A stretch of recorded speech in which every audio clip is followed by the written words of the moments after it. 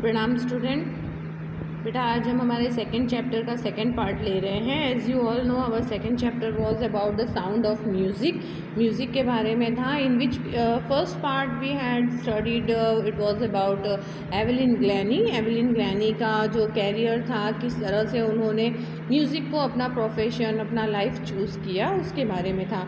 Today we are going to read about Bismillah Khan. It is the second part of our second chapter, the shehnai of Bismillah Khan. Shehnai is an instrument which was played by Bismillah Khan. तो बिस्मिल्लाह खान जो है वो बहुत famous musician रहे हैं related to शहनाई। अब हम उनके बारे में यहाँ पे हम पढ़ेंगे। Before you read, do you know this people what instrument do they play.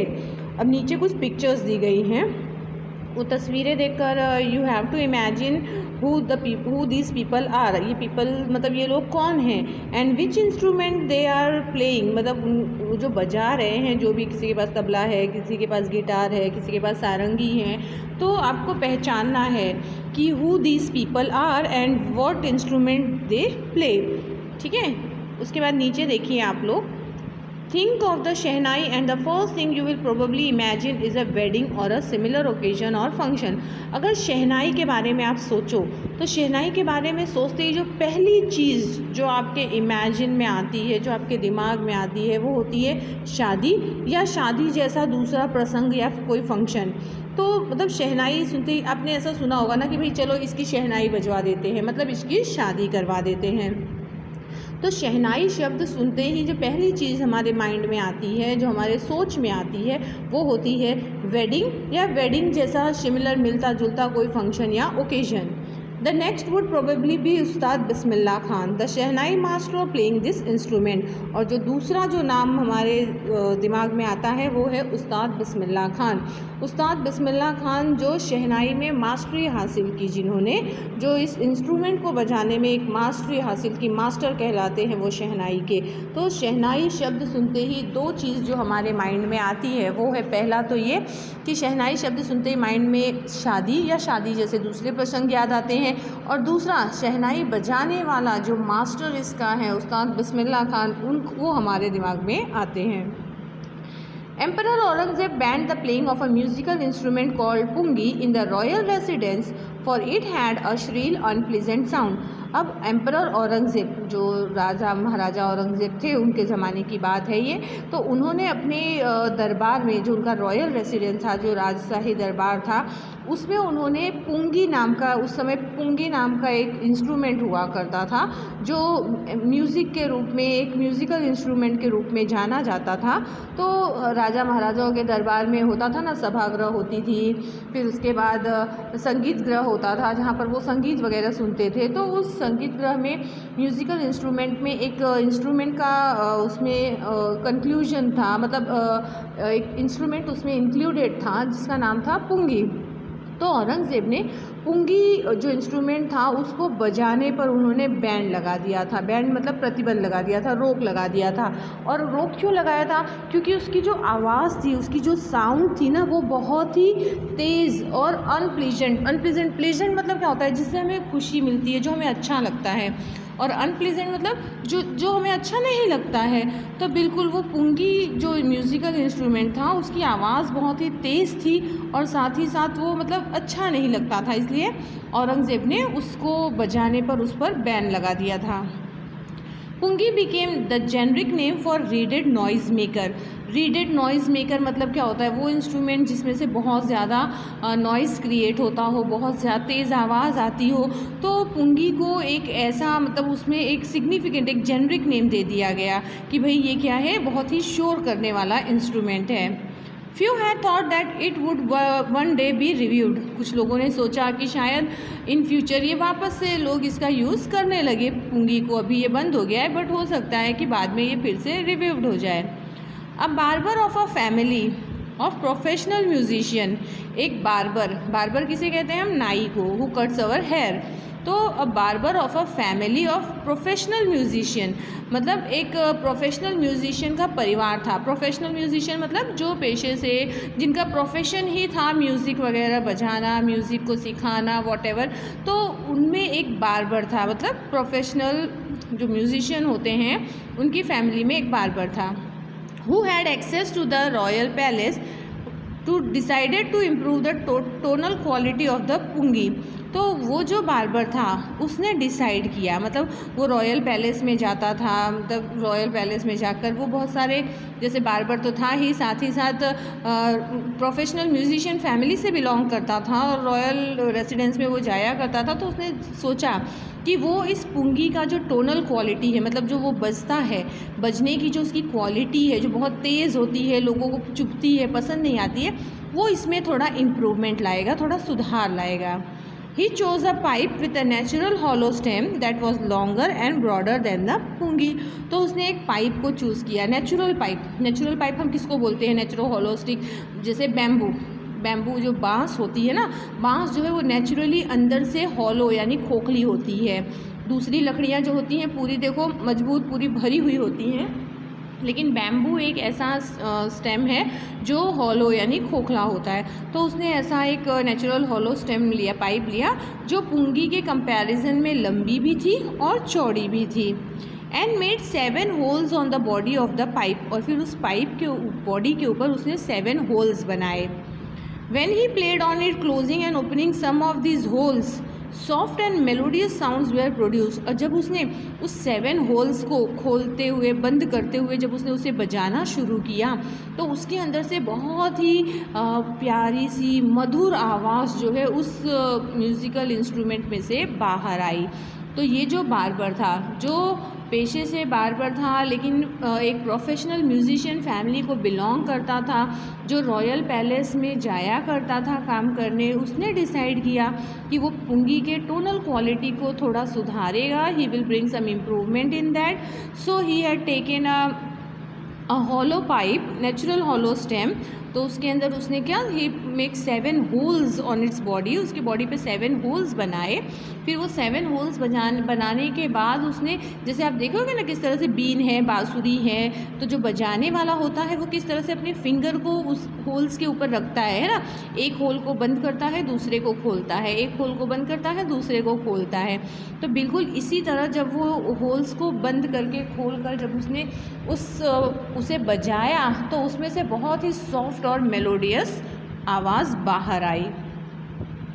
He played the instrument before royalty and everyone was impressed. अब जो उसने ये नया इंस्ट्रूमेंट बनाया, तो इसको उसने रॉयल्टी मतलब राजा के दरबार में पेश किया, राजा के दरबार में उसने जाकर बजाया और सभी लोग उसकी आवाज़ से बहुत इम्प्रेस्ड हो गए। The instrument so different from the pungi had to be given a new name. अब ये जो नया इंस्ट्रूमेंट बना था ये पुंगी से काफ़ी अलग था, तो काफ़ी अलग होने के बाद तो इसको नया नाम तो देना ही था। एज द स्टोरी गोज, जैसे कि आपने इस नए इंस्ट्रूमेंट की कहानी सुनी गई, since it was first played in the Shah chamber, क्योंकि सबसे पहले इसे शाह के दरबार में बजाया गया, and was played by a नाई, और इसको बजाने वाला एक नाई था यानी barber. The instrument was name the shehnai, इसलिए इस इंस्ट्रूमेंट को नाम दिया गया शहनाई। तो शहनाई नाम कैसे पड़ा, उसके पीछे की स्टोरी क्या है कि शाह जो शहनशाह थे यानी औरंगज़ेब के दरबार में जब पहली बार इसे बजाया गया, और इसको बजाने वाला कौन था, एक नाई यानी बार्बर था, इसलिए इसे नाम दिया गया शहनाई। पिक्चर आप देख रहे हो बेटा, एक तरफ एक पुंगी का पिक्चर है और दूसरी तरफ शहनाई का पिक्चर है, तो दोनों में डिफरेंस भी आपको पता ही चल जा रहा होगा, आप देख के पिक्चर आपको आइडिया आ जा रहा है। जेनरिक नेम, जेनरिक नेम का मीनिंग क्या है, a name given to a class और ग्रुप एज अ होल, मतलब किसी क्लास को या किसी ग्रुप को जो नाम दिया जाता है उसे कहते हैं जेनरिक। फिर रीडेड, रीडेड किसे कहते हैं, wind instrument which have reads like the flute, the clarinet etcetera, मतलब ऐसा इंस्ट्रूमेंट जिसे विंड की ज़रूरत पड़ती है, जैसे फूंक कर जो हम बजाते हैं तो उसे कहा जाता है reeded. Okay, now we come to the second paragraph. हम हमारा सेकेंड पैराग्राफ देखते हैं। The sound of the shehnai began to be considered auspicious. अब शहनाई की जो आवाज़ थी ना उसको ऑस्पिशियस मतलब हम क्या कहते हैं कि जो अच्छा नसीब लेकर आता हो, जो शुभ माना जाता है, तो शहनाई की जो आवाज़ थी उसे बहुत ही शुभ माना जाने लगा। And for this reason it is still played in temples and is an indispensable component of any north Indian wedding. अब यही कारण है कि आज भी शहनाई को मंदिरों में बजाया जाता है।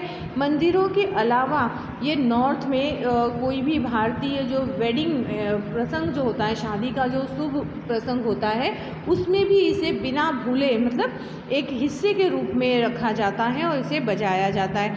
आप लोग भी नोटिस किए होंगे, नॉर्थ साइड में शादी ब्याह होता है, कुछ अच्छा प्रसंग होता है, मंदिर वगैरह में इसका इस्तेमाल लोग करते हैं, शहनाई का उसे बजाया जाता है। In the past the shehnai was part of नौबत और traditional assembles of 9 instrument found at royal court. पहले जो है, पहले के ज़माने में, इन द पास्ट की बात हो रही है कि शहनाई जो है वो नौबत कह सकते हैं या ट्रेडिशनल असेंबलेंस मतलब क्या होता है कि जहाँ पर कोई भी इंस्ट्रूमेंट जो है वो एक ग्रुप में, जैसे कि म्यूज़िकल इंस्ट्रूमेंट होता है ना, उसका एक हिस्सा जो माना जाता है, तो पहले इसको उस तरह से लोग जानते थे। जो रॉयल कोर्ट होते थे, राजा के जो दरबार वगैरह होते थे, तो उनमें सभी म्यूज़िकल इंस्ट्रूमेंट जो रखे जाते थे उसमें एक शहनाई भी था। Till recently it was used only in temples and wedding. आज तक जो है इसका इस्तेमाल जो है मंदिरों में या शादी ब्याह जैसे प्रसंगों में होता रहा। The credit for bringing this instrument on to the classical stage goes to Ustad Bismillah Khan. और इसका जो क्रेडिट है, इसका जो श्रेय है, वो क्लासिकल स्टेज पर इसको लाने का जो क्रेडिट है इस इंस्ट्रूमेंट को, वो जाता है उस्ताद बिस्मिल्लाह खान को। उस्ताद बिस्मिल्लाह खान ही ऐसे पर्सन थे जो शहनाई जैसे इंस्ट्रूमेंट को एक क्लासिकल स्टेज तक, एक क्लासिकल लेवल तक लेकर गए। देखो यहाँ पे ऑस्पिशियस का मीनिंग दिया है, promising to bring good fortune मतलब जो अच्छा नसीब लेकर आता है, या हम कहते हैं कि शुभ प्रसंग लेकर आता है, उसके लिए। इंडिस्पेंसिबल का मतलब होता है without which a piece of work cannot be done, मतलब जिसके बिना कोई काम, शुभ काम जो है वो हो नहीं सकता। फिर ensembles pronounced as ensembles, things here instrument considered as a group. यहाँ पर मतलब कोई भी चीज़ जो एक ग्रुप में कंसिडर की जाती है, ग्रुप में जानी जाती है, उसे असेंबल्स कहा गया है। Now we come to the third para देखिए। As a 5-year-old, Bismillah Khan played gilli danda near a pond in the ancient state of Dumrao in Bihar।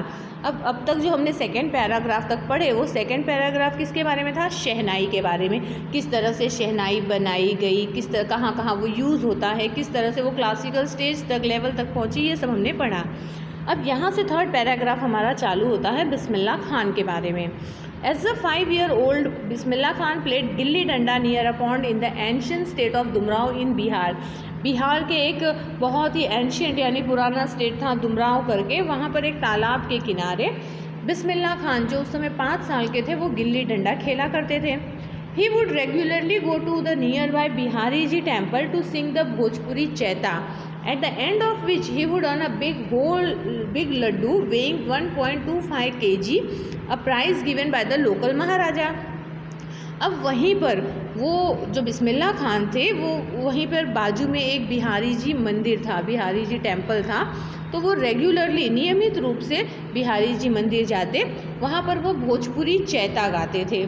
और भोजपुरी चैता गाने के एंड में वहाँ के जो लोकल महाराजा थे, वो उन्हें प्राइज़ इनाम के रूप में 1.25 किलो का एक बड़ा लड्डू उन्हें देते थे। दिस हैपेंड 80 years ago, ये 80 साल पहले होता था, जब बिस्मिल्लाह खान 5 साल के थे। And the little boy has travelled far to earn the highest civilian award in India, the Bharat Ratna. जैसा कि हम जानते हैं, हमारे इंडिया का जो सबसे बड़ा अवार्ड है, यानी जो उच्च नागरिकता अवार्ड कहलाता है, वो है भारत रत्न। तो इस छोटे से बच्चे ने काफ़ी लंबा यात्रा तय किया, तब जाकर उसे भारत रत्न का जो हाईएस्ट सिविलियन अवार्ड है, भारत रत्न के अवार्ड से सम्मानित किया गया। फोर्थ पैराग्राफ देखिए। Born on 21st March 1916, Bismillah belonged to a well-known family of musicians from Bihar. Bismillah Khan का जन्म 21 मार्च 1916 को हुआ था और वो बिहार के एक बहुत ही well known famous family of musician से बिलोंग करते थे। His grandfather Rasool Bakhsh Khan was the shehnai nawaz of the Bhojpur kings court. उनके जो दादाजी थे, नाम था उनका रसूल बख्श खान, वो भी भोजपुर जो राजा के दरबार में वो शहनाई नवाज थे, यानी शहनाई बजाया करते थे। His father Paigambar Bakhsh and other paternal ancestor were also great shehnai players. अब दादा के साथ साथ उनके जो फादर थे और दूसरे जो पैटर्नल अंकल्स थे, एंसेस्टर, पैटर्नल मतलब देखो दो होता है, पैटर्नल और मैटर्नल। पैटर्नल जो फादर के साइड के होते हैं, अंकल आंट जो भी वो फादर के साइड के, उनको पैटर्नल कहा जाता है, और जो मदर के साइड के होते हैं उनको मैटर्नल कहा जाता है। तो इनके दादाजी जो रसूल बख्श खान थे वो तो शहनाई नवाज तो थे ही भोजपुर के राजा के दरबार में, उनके अलावा बिस्मिल्लाह खान के जो फादर थे और उनके जो दूसरे पैटर्नल अंकल्स थे, एंसेस्टर्स थे, पूर्वज थे, वो सब भी बहुत ही अच्छे शहनाई प्लेयर थे। तो हम हमारा फर्स्ट वीडियो यहाँ कंप्लीट करते हैं बेटा। टेक केयर, आगे का हम अपने नेक्स्ट वीडियो में लेंगे। ओके, प्रणाम स्टूडेंट।